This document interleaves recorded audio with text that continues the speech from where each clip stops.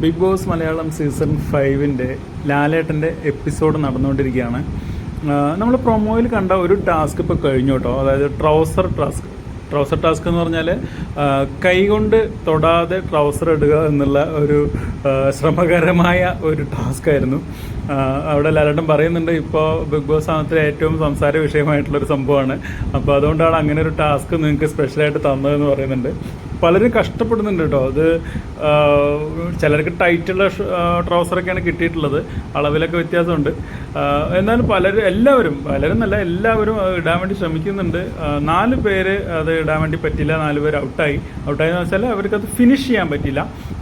ബാക്കിയുള്ള 4 പേര് അത് ഇട്ടു. അതായത് മിഥുൻ, ശോഭ, പിന്നെ ഷിജു, അങ്ങനെ അത് മുഴുവനായിട്ട് അങ്ങനെ കറക്റ്റായിട്ട് ഇടാൻ പറ്റിയില്ല. എന്നാലും അവരത് ട്രൈ ചെയ്തു. ഇതിൽ ജയിച്ചത് ശോഭയാണ് കേട്ടോ. ട്രൗസർ ഏകദേശം ഒരു 90% കറക്റ്റായിട്ട് ഇട്ടത് ശോഭയാണ്.